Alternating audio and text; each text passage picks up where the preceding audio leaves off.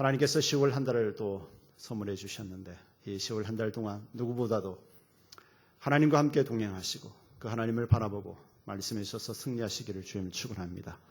저는 이제 열매를 거둬들이는 10월 달이 됐는데 우리의 삶 속에서도 하나님이 나에게 이런 은혜를 베풀어 주셨다라는 그런 신앙의 간증들의 열매가 많고 또 남은 이제 3개월 남았는데 이 3개월 동안도 주님 안에서 승리하시기를 축복합니다. 오늘 본문을 통해서 제목을 목적이 있는 삶. 여러분 그 18세기에서 19세기의 인생의 방황자로 불리며 대학 강의도 했던 독일의 유명한 철학자가 있습니다. 쇼펜하우어. 한 번은 어떤 공원에서 벤치에 앉아서 홀로 깊이 무엇인가 골똘히 사색에 잠겨 있었습니다. 긴 시간을 사색을 하다 보니까 해가 져는 줄도 모르고 공원에 앉아서 사색을 하고 있었습니다. 우리나라는 그렇지 않지만 이 공원에 문을 닫을 시간이 되어서 문지기가 보니까 사람이 앉아서 어떤 노인이 의자에 앉아서 깊은 생각이 잡혀 있는 것을 볼 수 있습니다. 이제 그 공원지기가 소리를 칩니다. 이제 내쫓으려고. 당신은 누구요? 어디서 왔소? 그 소리에 쇼펜하우어는 눈을 번쩍 뜨면서 이렇게 말했습니다. 어디서 왔냐고? 내가 지금 그걸 생각하고 있는데 도무지 알 수가 없어요.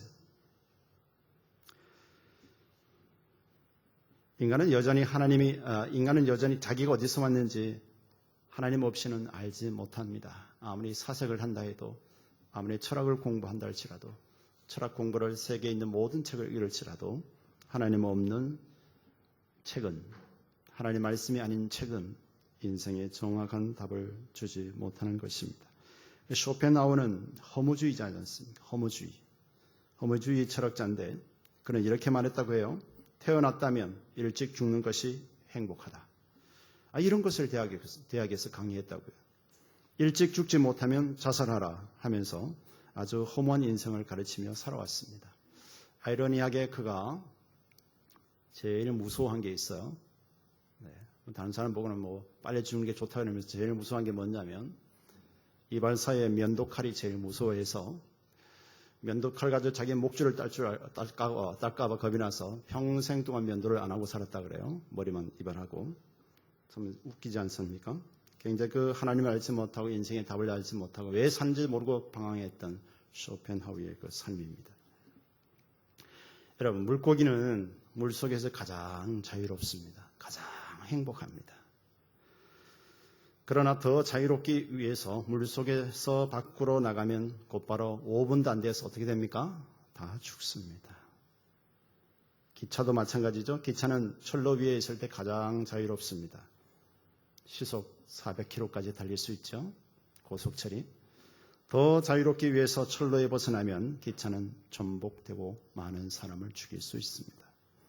이렇게 사람들이 자신의 욕심과 제약으로 인하여 하나님과 멀어짐으로 주 안에 있는 자유와 기쁨을 누리지 못하고 살아가고 있는 사람들이 의외로 많습니다.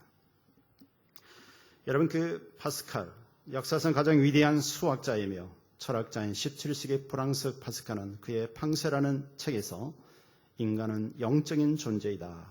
사람의 마음속에는 하나님만이 채울 수 있는 빈 공간이 있다라고 그랬습니다. 사람 마음에는 인간이 채울 수 없는 빈 공간이 있다고 하면서 허무한 마음을 채울 수 있는 것은 하나님뿐이다 라고 그의 저서 팡세에서 그렇게 기록하고 있습니다. 게테는 18세기, 19세기 독일의 대문학가요, 정치가요, 과학자였던 게테 역시 80세에 이렇게 고백했습니다. 나는 인생을 살면서 단 몇 주 동안이라도 행복한 마음을 가진 적이 없었다. 평안과 행복을 느끼고자 했지만 그럴 수 없었다. 하나님 없으니까. 그가 아무리 최고의 대문학가요, 정치가요, 과학자였지만 세상 지식으로는 최고 뛰어났지만 하나님 없으니까 인생의 분명한 목적을 모르고 살아서 공허하고 허무하고 특별히 지식을 많이 쌓을수록 이 영적인 공허함을 많이 느끼지요.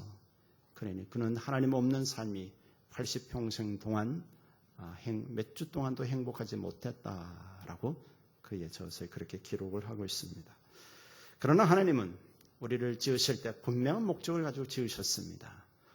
여러분 이사야 43장 7절에 이렇게 말씀하고 있습니다. 물은 내 이름으로 일컫는 자 곧 내가 내 영광을 위하여 창조한 자를 오게 하라. 그들을 내가 지었고 만들었다라고 말씀합니다. 분명한 목적입니다.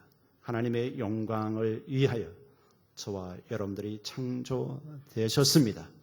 그럼 우리는 하나님의 영광을 초점 맞출 때 우리의 인생의 값어치는 최고의 가치를 나타낼 수 있습니다. 그러나 그것이 목적이 되지 않을 때 별 볼 일 없는 인생이 되는 겁니다. 게테처럼 나이가 80세에 되었어요. 인생의 허무함과 행복하지 못했던 그런 삶을 똑같이 되뇌이게 될 것입니다.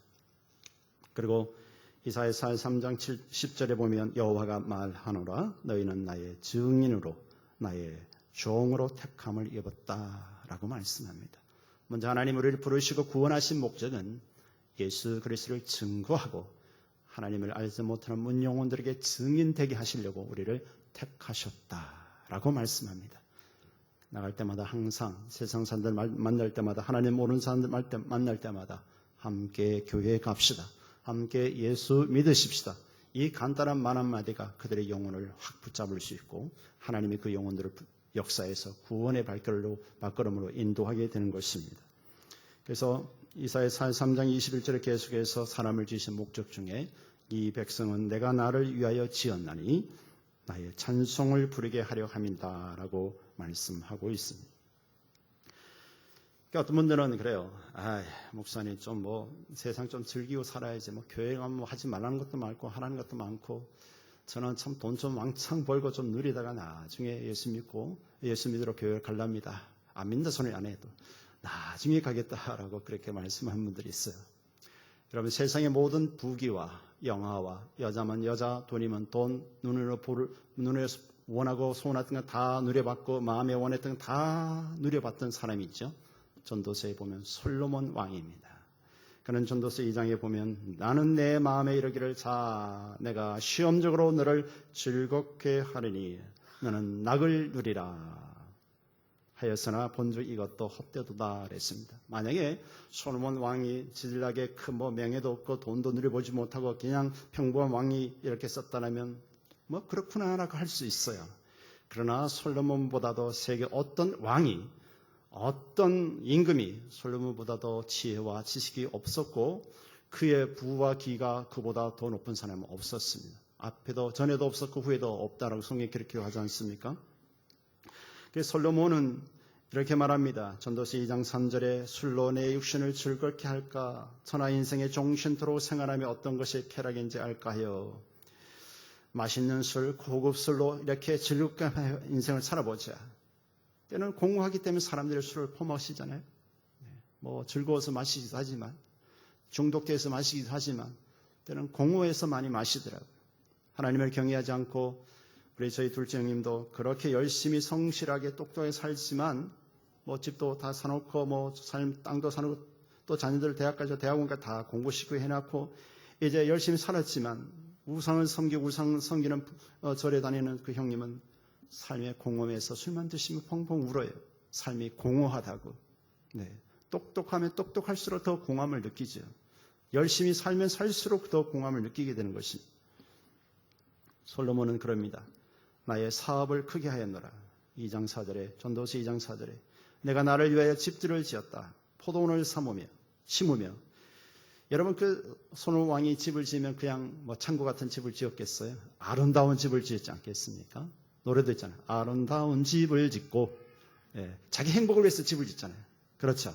그런 사람이 행복을 위해서 집을 짓는 사람이 아무렇게 갖다 쓰겠어요? 천연 재료에다가 몸에 좋은 항토집에다가 하여튼 최고 좋은 천연 벌프 갖다가 하지 않겠어요? 내가 나를 위하여 집들을 지으며 포도원을 심으며 포도원은 최상품을 가지고 이제 음료수식으로 이스라엘 백성들은 술을 마시고 그러지 않습니까?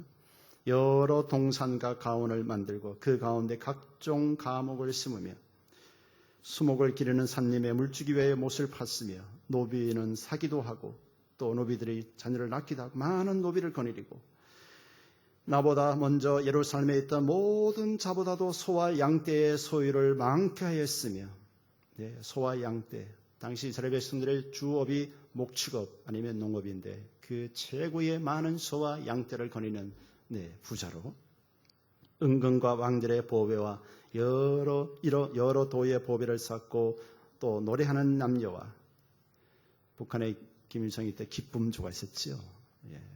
솔로몬 왕도 기쁨조가 있었다고. 노래하는 남녀, 최고의 목소리, 최고의 노래하는 사람들이 이 솔로몬을 기쁘게 하는 기쁨조. 그리고 인생들의 기뻐하는 처와 첩들을 많이 두었노라. 솔로몬은 처와 첩의 1000명이라 그러잖아요. 그렇게 다 해보았지만 전도서 2장 10절에 그럽니다. 무엇이든지 내 눈이 원하는 것 내가 금하지 않고 다 해보았다. 보고 싶으면 눈에 원하는 거 많은 거 다 해보았다. 그리고 내 마음이 즐거워하는 것을 내가 막지 아니하였으나 이것이 나의 모든 수고로 말미암아 얻은 분복이로다 그랬습니다. 하나님도 우리에게 많은 복을 받아 누리는 것을 제약이라고 말씀하지 않습니다. 단 그것이 우상이 되고 그것이 목적이 되어서는 안 된다는 것을 말씀을 하고 계시죠. 솔로몬이 나중에 고백하는 것입니다. 전도서 2장 17절에 보니까 이러므로 내가 사는 것을 하나였노니 이는 해 아래서 하는 일이 내게 괴로움이요 다 헛되어 바람을 잡으려는 것임이로다 라고 말씀합니다. 아무리 최고의 눈에 원하는 거 마음에 원하는 거 다 해보았지만 바람 잡는 같은 일이다 라고 고백합니다. 아마 솔로몬이 이것을 그냥 누려보지 않고 말로만 했다면 웃기고 있어. 해보지도 않고 저렇게 말하고 있어 할 수 있지만 그의 인생의 말년에 이제는 모든 것을 다 누려보고 하는 말이 여호와를 경외하고 그 하나님을 명령을 지키는 것이 인생의 본분이다 라면서 전도서 마지막에 이렇게 기록을 하고 있습니다. 하나님께서 오늘 우리들에게 너의 인생의 목적이 무엇이냐라고 질문한다면 여러분들은 뭐라고 대답할 수 있겠습니까? 하나님 저는 돈 10억입니다. 하나님 저는 50평 아파트가 목적입니다. 그래서 그거는 그냥 육신적인 소수의 그 목적이 될 수 있지만 궁극적인 목적을 묻는다면 여러분 주님 저는 하나님 영광을 위해서 살아가는 목적이 있습니다라고 이렇게 대답할 때 주님은 굉장히 기뻐하실 것입니다. 오늘 말씀에 보니까 그런즉 너희가 먹든지 마시든지 무엇을 하든지 다 하나님의 영광을 위하여 하라라고 말씀합니다. 이 고린도 지역이 굉장히 우상을 섬기는 신전이 여러 개 있어요. 또 다양한 신을 섬깁니다. 우상을 섬기는 도시예요. 그곳에 이제 예수 그리스도의 복음이 전파되어서 고린도 교회가 세워졌습니다. 세워졌다 보니까 신전에서 그냥 여자 사제들하고 음란한 짓을 하면서 그 제사 의식을 하고 또 신전에서 소 한 마리 잡아서 드렸던 거 다 못 먹으니까 그것을 시장에 갖다 팔고 그 시장에서 또 그것을 사가지고 이제 먹고 이럽니다. 그런데 철저히 유대 율법주의 선했던 유대 그리스도인들은 그것을 정죄하고 판단하고 이러다 보니까 근데 우상에 젖어서 이제 갓 예수 믿고 들어온 사람들이 그 말을 판단하고 정죄받고 이제 시험 들고 서로가 교회에 분열이 일어나고 어려움이 닥칩니다. 사도 바울이 고린도 교회 성도들에게 하나님이 다 먹는 거, 입는 거, 하나님 만드셨다. 그냥 좋게 받으면 그거는 죄가 되지 않는다. 그렇게 말합니다. 그렇지만 이것이 우상의 제물이 드는 거다라고 알고는 먹지 말아라. 왜? 덕스럽지 못하니까. 또 사람 연약한 자들 실족할 수 있으니까. 그 먹고 마시는 것은 지혜롭게 할 것을 말하면서 궁극적으로 우리가 분명한 목적, 영혼들을 구원하는 그런 일들에 사소한 것 때문에 영혼을 실족시키거나 교회를 힘들게 하는 하나님 교회가 무너져서는 안 된다는 것을 말하면서 삶의 목적이 분명히 먹든지 마시든지 무엇을 하든지 다 하나님의 영광을 위하여 하라라고 목적 있는 삶을 살 것을 말씀해 주고 있습니다. 제가 목회를 하더라도 하나님의 영광을 위해서 여러분들은 각자의 삶의 터전에서 삶을 살아갈 때 하나님의 영광을 초점 맞출 때 하나님께서는 여러분 삶을 책임지시고 여러분 범사 여러분 길을 인도하시고 역사하실 줄 믿습니다. 공부를 하더라도 하나님의 영광을 위해서 공부하십시오. 무엇을 하든지 그게 목적 있는 삶을 살아가게 되는 것입니다. 그렇지 않으면 하나님의 영광의 목적이 처해지지 않으면 어떻게 되겠어요? 그리고 그거 부요함 때문에 잘 나가는 것 때문에 또 그것 때문에 타락하고 하나님과 멀어져서 기차가 철로를 벗어나면 차가 전복되듯이 물고기가 아무리 자기가 뛰어나다고 물을 벗어나면 죽듯이 우리가 그리스도를 벗어난다면, 하나님의 말씀 벗어난다면 결국 타락하고 패망할 수밖에 없다는 것을 하나님은 말씀해 주고 있습니다. 그래서 고린도 교회 성도들에게 먹는 문제로 연약한 성도를 실족하게 하는 일을 그만둬라. 먹는 문제로 불신자들에게 전도의 문이 막힐 수 있다 라고 말씀하는 것이죠. 교회에 나간 사람 얘기 들어보니까 먹는 문제가 굉장히 뭐도 먹지 말라 그러니 나 교회 못 나가겠다. 나는 담배 끊어서 담배 못 끊는데 교회 못 나가겠다. 나 술 못 끊는데 교회 못 나가겠다. 함부로 여러분들이 정죄하고 판단하지 마세요. 끊게 해도 하나님이 끊게 하셔야지, 여러분들이 잔소리한다고 여러분들이 판단 말한다고 해서 끊어지는 건 아닙니다. 믿지 않는 연약한 남편, 연약한 성도들이 아주 세상에서 벗어나지 못할 때 묵묵히 기도하며 그들을 섬겨주고 사랑해 주어야 할 우리가 할 일이지, 우리가 끊으시오. 옆에 사람은 열심히 신앙생활, 당신은 무엇이요? 계속 비교 판단하면 오히려 사단이 더 춤추고 역사할 수가 있습니다. 그래서 거듭난 성도들에게 항상 하나님의 영광을 위하여 행동하고 하나하나를 나 중심에서 하나님 중심으로 맞춰 나갈 것을 말씀해 주고 있는 것이죠. 마태복음 5장 13절 14절에 예수님 말씀하셨죠. 너희는 세상의 소금이다. 너는 세상의 빛이다 라고 말씀합니다. 소금을 없다면 민밑에서 밥을 먹을 수 없습니다. 빛이 없다면 생물들이 살 수가 없습니다. 우리가 그리스도의 편지여, 그리스도의 향기여, 그리스도의 냄새여, 그리스도의 생명인 저와 여러분들의 세상 속에 그것을 역할하지 못한다면 세상은 더 부패하고 타락하고 멸망받을 수밖에 없습니다. 그래서 고린도 후서 3장 3절에 그리스도의 편지다. 고린도후서 2장 5절에 너는 그리스도의 향이다. 구원받는 자에게나 망하는 자들에게 너희는 하나님 앞에 그리스도의 향기다. 고린도후서 2장 16절에 이 사람에게는 사망으로부터 사망이 이르는 냄새요, 저 사람에게는 생명으로부터 생명이 이르는 냄새다. 예수 믿고 거듭나고 하나님 은혜를 받고 가는 곳마다 그 가정이 구원받고 그 가는 곳마다 하나님 은혜가 임하고 죄악에서 돌이키고 회개하고 살아나는 역사가 있고 절망 가운데 있는 사람이 소망을 가지고 살아나지만, 그러나 늘 자기 욕심이 가득 찬 사람들이 가는 곳마다 분열이 있고 깨지고 가는 곳마다 아픔이 있고 이런다면 그건 사망의 냄새를 내는 것이다 라고 말씀해 주고 있습니다. 그래서 우리는 하나님의 영광을 위해서라면 자기를 십자가의 형벌도 기꺼이 순종하시는 예수님, 하나님의 영광을 위한 성자 예수님이 자기 목숨을 내놓은 인생을 희생하셨던 것처럼 우리는 하나님의 영광을 위해서 산다는 것은 말로 쉽게 아멘할 수 있지만 결코 삶은 그렇게 쉽게 되지 않습니다. 왜? 나의 희생이 요구되기 때문에 그렇습니다. 때로는 나의 물질이 요구되기 때문에 그렇습니다. 때로는 나의 재능과 헌신이 뒤따라야만이 진정 하나님의 영광을 위해서 살아갈 수 있습니다. 말로 하면 하나님의 영광이 할 수 없잖아요. 말로 하는 것은 그냥 행함이 없고 말로만 하는 것은 죽은 신앙이라고 말하고자 않습니까?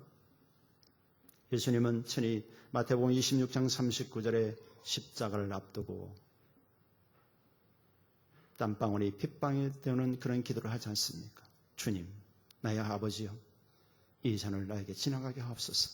그러나 나의 원대로 마옵시고 아버지의 원대로 되기를 원하이다 하면서 십자가의 죽음까지도 오직 하나님 뜻을 쫓아 희생하고 자기 자신을 내어놓습니다.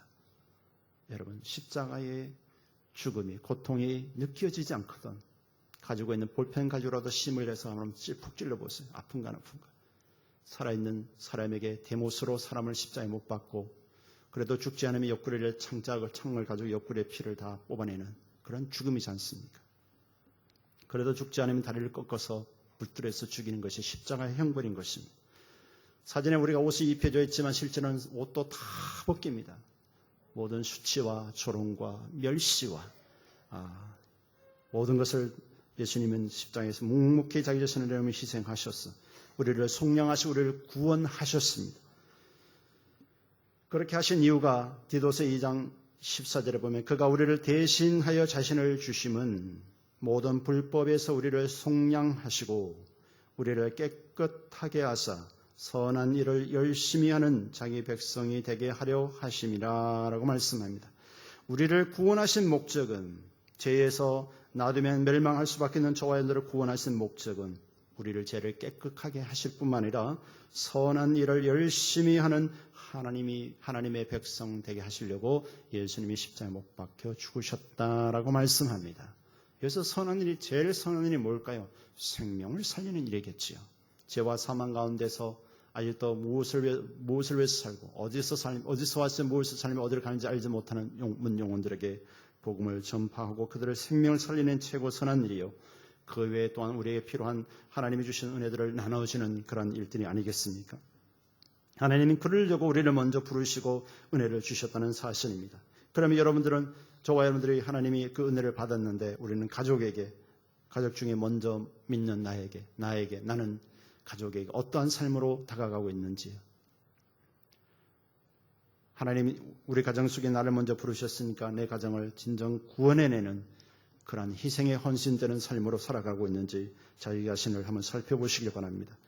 그리고 친구에게, 이웃에게, 직장에서, 학교에서 예수 믿는 것 때문에 때로는 손해보고 때로는 핍박받고 아무 이유 없이 예수 믿는 것 그 자체 때문에 미워하는 상사들 있고 미워하는 선임병들도 있고 미워하는 그런 사람들이 있어요. 술자를 같이 술잔 들지 않는다고 미워하고, 때로는 주일날 예배드리러 간다고 해서 또 주일날 특권하라고 특권 안 한다고 해서 또는 불이익을 당하고, 진급하는데 또 불이익을 주고. 그렇지만 하나님은 그 주일 성수 하나님을 경외하는 그 백성을 결코 그냥 두시지 않고 하나님 말씀에 서고 하나님 말씀에서 섬기고 살아가는 하나님 백성들을 어느 때가 되면 높일 때 되면 높이신다는 하나님의 역사하심이 있지 않습니까? 세상 사람과 똑같이 따지고 계산이 앞서고 자기 욕심만 차리고 예수님을 욕먹이고 이기적이고 싸움쟁이 된다면 나중에 복음을 전했을 때 웃기고 있어. 니나 잘 믿어라. 무슨 교회 나가고 집사한다면서 건설한다. 니는 말만 뻗선을 잘하고 아주 욕심장이고 아주 꽤 많고 어떻게 하면 요리조리 피해 나가고, 아휴, 니나 잘 믿어서 복음이 가로막게 되는 것이죠. 고린도 교회에 먼저 예수 믿은 성도들에게 하는 말씀이 있지 않습니까? 32절에 유대인에게나 헬라인에게나, 유대인들은 선민사상 먼저 택함을 받는 하나님의 백성들이지 않습니까? 헬라인들은 우상 섬기는 이방신을 섬기는 사람들입니다. 이방인들 하나님의 교회에나 거치는 자가 되지 말라라고 말씀하고 있습니다. 다시 말해서 교회에 선택받은 이스라엘 백성에게나 헬라인의 이방 사람들에게나 하나님의 교회에 상처 주는 사람 되지 말라라고 말씀해 주고 있습니다. 모든 사람과의 대인관계의 궁극적인 목적에 대해서 말씀하는데, 그렇게 우리가 하는 이유가 뭐냐? 상처 주지 않고 나와 같이, 33절에 나와 같이 모든 일에, 사도 바울은 그랬어요. 나와 같이 모든 일에 모든 사람을 기쁘게 하라 그랬어요. 나의 유익을 구치 아니하고 많은 사람의 유익을 구하여 저희로 구원을 얻게 하라라고 말씀합니다. 한 영혼을 건지기 위하여, 예수 믿지 않는 문 영혼을 복음을 전하기 위해서는 나의 삶이 선행이 이루어져야 합니다. 그들에게 그리스도의 삶을 보여줘야 합니다. 그리스도의 삶으로 또 다가가야 합니다. 그렇지 않으면 조금 전에 말씀드린 것처럼 니나 잘 믿어서 뭘 자기 자신도 제대로 맨날 그러면서 남 보고 예수 믿으러 그러냐라고 오히려 남에게 복음을 전하는데 가로막거나 자기 때문에 교회를 못 나오게 되는 경우가 있다는 사실입니다. 여기서 이제 하나님 말씀은 인종차별 없는 구원을 위하여 힘쓰라는 것입니다. 유대인에게나 헬라인에게나 그들에게 인종차별이 없는 구원을 위하여서 우리는 노력해야 되고요. 그래서 지금도 이름 없이 또 우리 한국에 선교된 파송 2만 7천의 선교사들이 목숨 걸고 선교하지 않습니까? 케냐에서 오신 그 이성월 선교사님 간증 들어보면, 선교 보고를 들어보면 참으로 치안이 불안해서 딸이 막 불안 증상이 있고, 선교사님도 특별한 경우가 아니면 자기 사역지 안에서, 건물 안에서 나가지 않는 그러한 위험 가운데서 복음을 전하는 우리는 사역 보고를 들었지 않습니까? 그렇지만 그런 가운데서 복음을 전하지 안 되면 안 되는 그런 사명이 있기에, 분명한 목적이, 전도 선교의 목적이 있기에 그분들도 지금 이 시간에도 복음을 전하고 있다는 사실입니다. 하나님의 교회에 유익한 자가 되라라는 것입니다.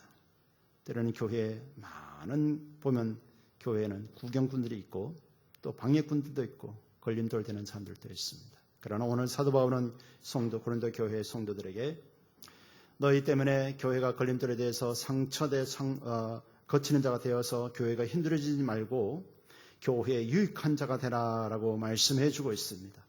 교회에 유익한 자가 되려면 나부터 먼저 헌신되고 희생되어질 때 교회에 유익한 자가 될 수가 있죠.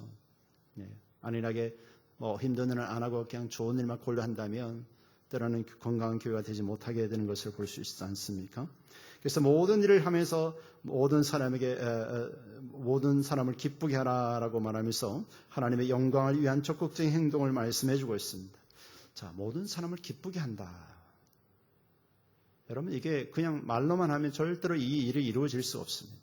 적극적인 하나님의 영광이란 것은 때로는 나의 헌신과 희생과 때로는 물질과 다양한 것으로 하나님의 주신 달란트를 감사하는 기쁨으로 남을 위해서 봉사하고 헌신되어질 때 하나님의 영광이 실질적으로 적극적으로 삶에 나타나게 되는 것이지, 그냥 어떤 자기 몸살이고 이렇게 되면 하나님의 영광을 위해서 살 수가 없지요. 그래서 자신의 유익보다도 많은 사람의 유익을 구하라라고 그랬습니다. 자기 헌신과 봉사희생과 노력의 필요함을 말씀해 주고 있지요. 요즘 참으로 국가 경제가 다 어렵고 식당들도 또 은퇴하고 있는 분들이 또 식당들 하고 카페 차리고 먹고 살려고 많은 힘들이 노력을 많이 합니다. 원창도 식당도 많고 카페도 많고 해서 참으로 이 운영하는 분들이 많이 힘드는데, 그래도 개중에 보면 생생정보나 TV에 이런 방송에서 나오는 거 보면 어떤 가게는 줄 서서 먹잖아요. 표를 받고 기다리고 먹잖아요. 대부분 그분들이 하는 것을 보면 굉장히 손님을 대접하기를 주께 대접하듯이 자기가 먹는 것 이상의 열심히 해서 밤새도록 육수를 내고, 그렇게 밤새도록 최고의 재료와 최고의 그렇게 많이 좋은 재료를 써서 손님을 대접하는 그 식당들은 줄을 서고 또 굉장히 문전성시를 이루는 것을 볼 수가 있습니다. 자기의 헌신과 노력이 있을 때 많은 사람이 찾아오듯이 우리 교회, 우리 사랑하는 우리 먼저 구원받는 저와 여러분들도 교회를 뜨겁게 사랑하고 성도들을 서로 존중하고 섬기고 내가 먼저 하나님의 영광을 위해서 헌신되어질 때 교회가 건강하고 그 교회에 다시 가고 싶고 또 오고 싶고 그 교회를 소개하고 싶고 이러한 교회로 부흥될 줄 믿습니다. 전도를 잘 하려면 어떤 사람든지 존중히 여기는 것이 기본입니다. 오늘 말씀하고 있잖아요. 나의 유익을 구치 아니하고 많은 사람의 유익을 구하여 저희로 구원을 얻게 하라라고 말씀해 주고 있습니다.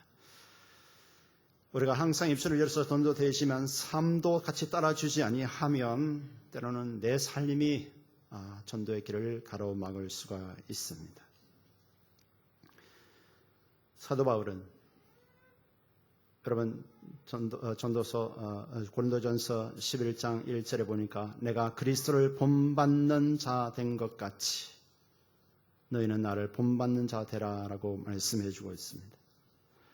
만약에 사도 바울이 자기 자신을 헌신하지 않고 그냥 말로만 지식으로만 이렇게 전했다라면 그가 세운 교회, 개척하여 세운 교회 성도들이 당신부터 잘해보시지 뭘 그렇게 성경 달달 알고 그런다고 해서 삶을 보여주지 않으면서 그러냐라고 그럴 수 있는데, 그러나 사도 바울은 예수를 믿고 그 이후부터 오직 그의 목표가 예수 그리스도 하나님의 영광이었고 그분이 예수님이 모델을 대해서 항상 주님을 본받는 자의 삶을 살았던 것을 고린도전서 11장 1절에 말씀합니다. 내가 그리스도를 본받는 자 된 것 같이 여러분들도 주님의 목사를 본받지 마시고 주님을 본받으시길 주님 축원합니다.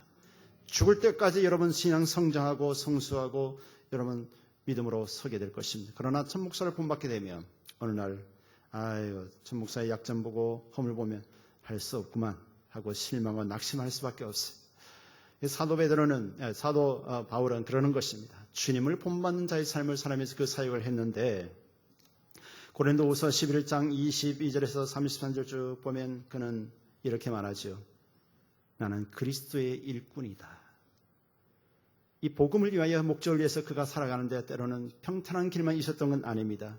복음을 전하다 옥에 갇히기도 하고 매도 수없이 맞고 여러 번 죽을 뻔하고 유대인에게 40에서 하나 감한 매를 5번 맞으며 3번 태장으로 맞고 1번 돌로 맞고 3번 파선하고 일주일을 깊은 바다에서 지냈으며 11장 26절에 보면 여러 번 여행해서 강의 위험을 당하고 강도의 위험도 당하고 동조의 위험과 이방인의 위험과 신의 위험과 강야의 위험과 바다의 위험과 거짓 형제 중의 위험을 당하고 27절에 또 수고하며 애쓰고 여러 번 자지 못하고 주님에 목마르고 여러 번 굶고 춥고 헐벗었으며 28절에 이 외의 일은 고사하고 아직도 날마다 내 속에 눌리는 일이 있으니 곧 모든 교회를 위하여 염려하는 것이라 라고 말합니다.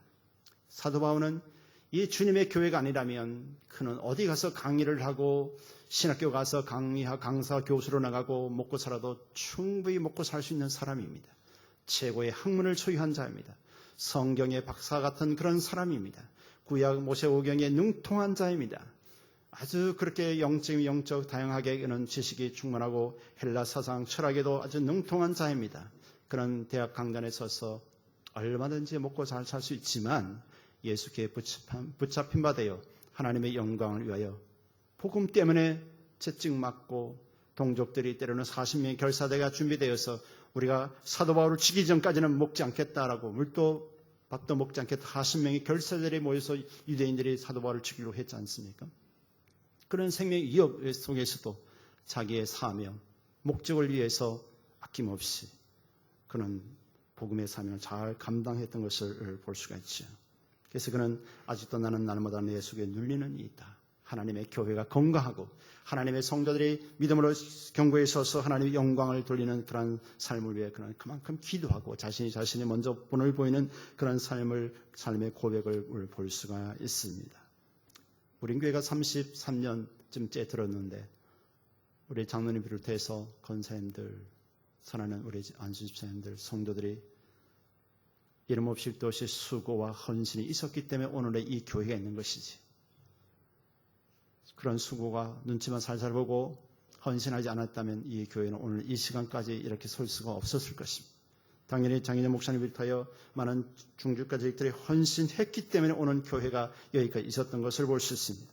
앞으로 더욱더 목적 있는 삶으로 이제 하나님의 영광을 위해서 초점을 맞춘다면 앞으로 우리 교회 미래는 크고 놀라운 일들을 행할 것이고 하나님께서 저와 여러분 교회를 통해서 미약한 미자립 교회를 세워나가고 연약한 자들을 그리스도 안에 세워나가고 용기와 힘을 주고 구원을 줄 뿐만 아니라 세계 열방을 해서 앞으로 하나님 크고 놀라운 일들을 해나가게 될 것입니다. 오늘 말씀 이제 결론합니다. 오늘 말씀처럼 그런즉 너희가 먹든지 마시든지 무엇을 하든지 다 하나님의 영광을 위하여 하라. 우리는 사소한 것에 목숨을 걸 시간이 없습니다. 사소한 것에 시간을 낭비할 시간이 없습니다. 하나님의 영광을 위해서 목숨을 거시기를 주님 축원합니다. 유대인이나 예수 믿는 그리스도인에게나 안 믿는 이방인에게나 모든 사람을 우리가 거치는 자가 되지 말고 유익한 자가 되어서 참으로 우리를 통하여서 문영혼들을 구원받고 날마다 구원받는 자가 더해지며 또 우리가 더욱더 선교하고 하나님 나라를 확장하는 데 귀하게 쓰임받는 저와 여러분 되시기를 주님으로 축원합니다.